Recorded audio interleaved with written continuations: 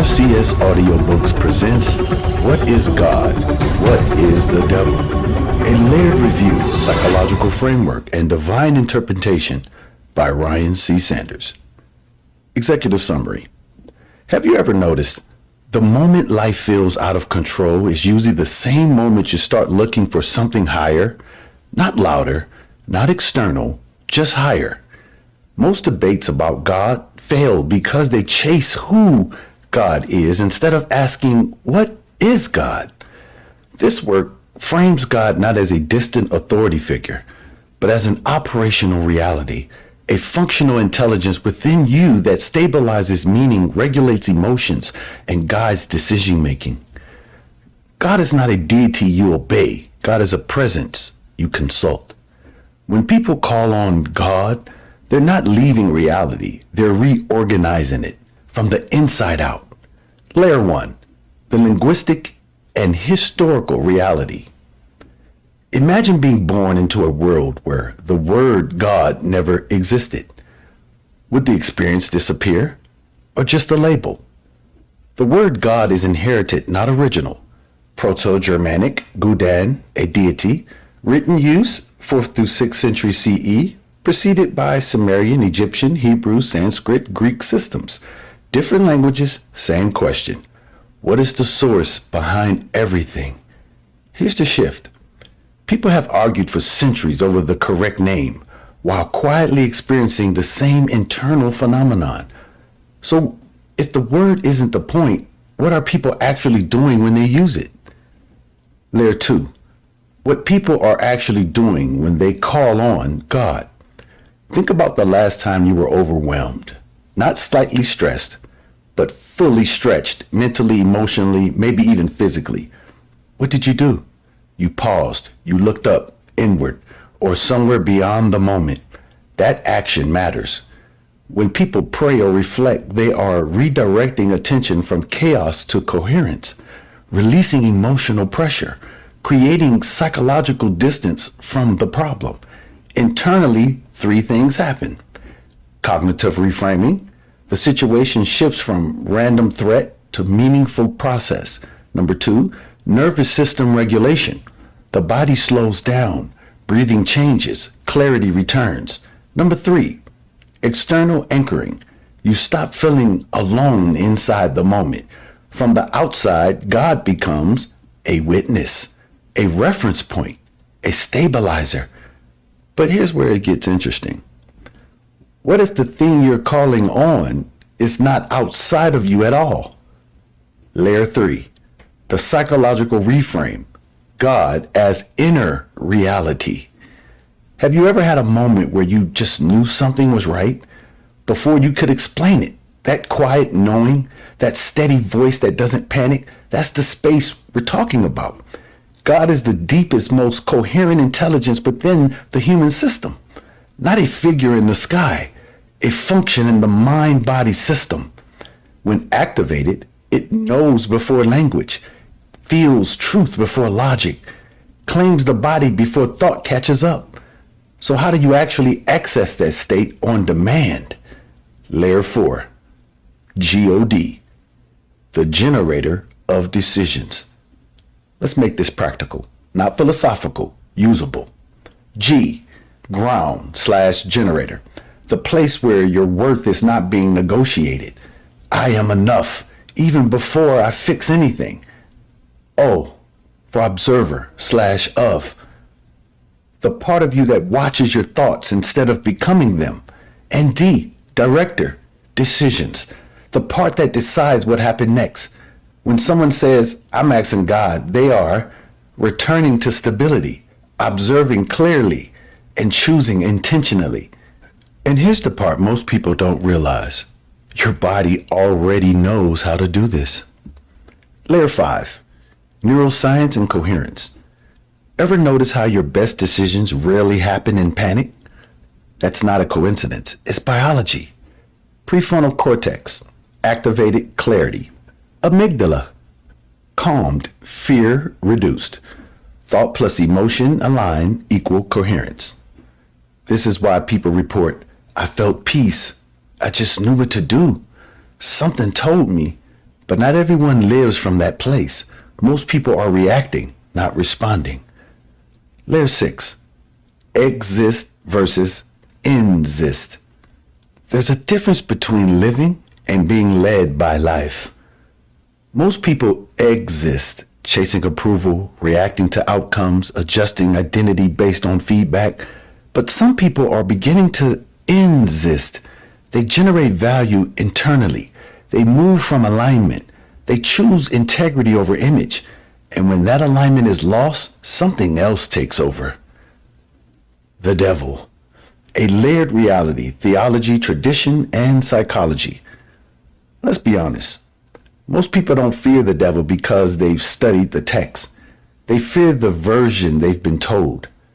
The narrative problem. There is no single chapter in the Bible that describes Satan leading a rebellion with 1/3 of the angels. That story is built, not found whole. Where it comes from? Revelations 12, symbolic war imagery, Isaiah 14, poetic taunt, Ezekiel 28, metaphor of the downfall, later theology, combined narratives, Paradise Lost, dramatized version. So if the story is layered, what is the function? The psychological interpretation, the real adversary.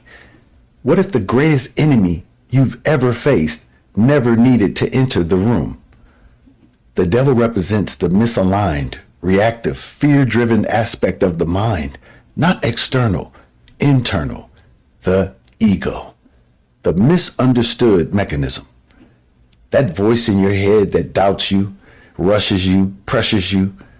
What if that's not evil, just untrained? The ego alerts you to danger, protects identity, reacts to uncertainty. But without awareness, it distorts. And this distortion creates something very specific: cognitive dissonance, the inner conflict. Have you ever known exactly what to do and still didn't do it? That tension you feel, that's the conflict. Bible, James 4:17. Therefore to him that knoweth to do good and doeth it not, to him it is sin. Sin is not just wrongdoing. It is misalignment between what you know and how you act. The linguistic mirror. Sometimes truth hides in plain sight. L-I-V-E. Reversed is E-V-I-L.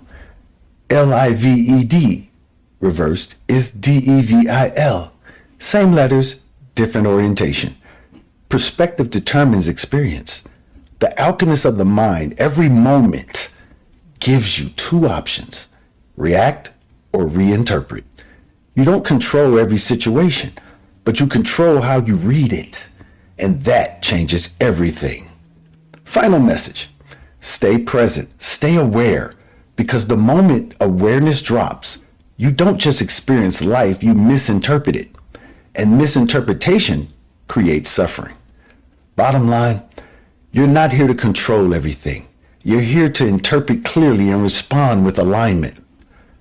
Closing reflection. If questioning what you were taught feels uncomfortable, that's not failure, that's expansion. You're not losing faith, you're refining perception. Exploration is not betrayal, it is growth. Faith that survives examination evolves, and what evolves doesn't break. A collaborative, heart-centered reframe. Picture this is not as a lecture, but as a quiet consultation. A man sits there overwhelmed, not by the world, but by the noise in his own head. Conflicted thoughts, regret, pressure, identity questions.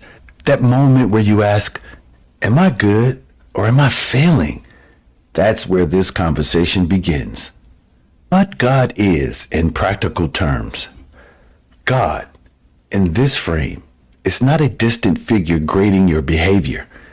God is the highest organizing intelligence within you, the part that guides energy by thought, pauses before reacting, chooses truth over comfort, sees long-term over short-term relief, moves with clarity, not chaos. It's what shows up when you step back and say, let me think this through before I respond. That's alignment. That's consultation.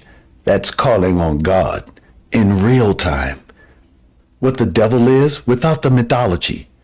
Now here's where people get uncomfortable, but it's necessary. The devil is not chasing you.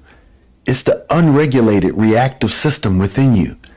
Ego, edging God out, that need to be right. Fear that pushes you to avoid truth. Impulses that seek relief instead of resolution. Narratives that justify behavior you already know isn't aligned. It's fast, loud, convincing, and in the moments of distress, it feels like the real you. The psychological tension, the real battle. That man on the couch isn't fighting angels or demons. He's experiencing cognitive dissonance. One part of him knows better, another part wants easier. That tension, that discomfort, that's not failure. That's awareness waking up. Matthew 5:17 says, "Do not think that I have come to abolish the law or the prophets. I have not come to abolish them, but to fulfill them." Where Jesus fits in. Fulfilling, not replacing. Now let's keep this grounded and accurate. Following Jesus Christ isn't about abandoning law. It's about fulfilling it through internal alignment. Not just don't do wrong, but become the version of yourself that doesn't need to do wrong. That's a higher standard. That's internal transformation, not external compliance. The shift from outer expression to inner reference. Most people live outward in. What do they think of me? How do I look? How do I win this moment? But growth happens inward out. What actually is true here? What aligns with who I am becoming? What decision stabilizes me, not just satisfies me? That's the pivot. The heartwarming reality. No judgment, just training. Here's the part people need to hear. You're not good or bad. You're negotiating between two operating systems, one reactive, one reflective. In every moment of distress, that's your invitation to choose, not perfectly, just consciously. Bottom line, God equals your highest awareness and action. The devil equals your unmanaged impulse and motion. The goal isn't to eliminate one, it's to master the relationship between them. Thank you for listening with clarity and intention. Now we have a bonus test that I'm going to add to this book just for your retention and alignment check.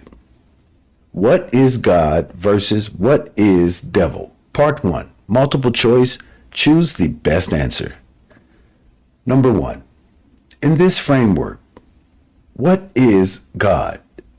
A, distant being judging human behavior. B, a symbolic figure created by religion. C, the highest organizing intelligence within you that guides aligned decisions. D, a force that controls everything externally. Number 2, what best describes the devil in this model? A literal external entity influencing your life. B, a punishment system for wrongdoing. C, an unregulated reactive system driven by ego, fear, and impulse. D, a myth with no practical relevance. 3, what is happening psychologically when someone feels internal conflict between right and wrong? A, spiritual attack. B, cognitive dissonance between awareness and impulse. C, lack of intelligence. D, external manipulation. Number 4, what does it mean to call on God in real-time decision-making? A, recite memorized words. B, wait for external signs. C, pause, reflect, and choose alignment over reaction. Or D, avoid making a decision. Number 5, how does following Jesus Christ relate to this framework? A, replacing laws with belief system. B, ignoring personal responsibility. Number C, fulfilling the law through internal transformation and alignment. D, following rules without question. Part 2, true or false? Number 6, The devil only exists as an external force outside of you. Number 7, psychological discomfort can be a sign that awareness is increasing. Number 8, mastery comes from eliminating all negative impulses completely. Part 3, self-reflecting questions. No skipping. Number 9, think about your last stressful decision. Which voice showed up stronger, your reactive impulse or your reflective awareness? What would alignment have looked like in that moment? Number 10, when you feel overwhelmed, what is your default pattern? Do you react quickly to relieve pressure or pause to stabilize your thinking? What is one small shift you can make starting today? Number 11, where is your life? Are you seeking external validation instead of internal alignment? What would it look like to consult within before responding? Answer key, with growing insight.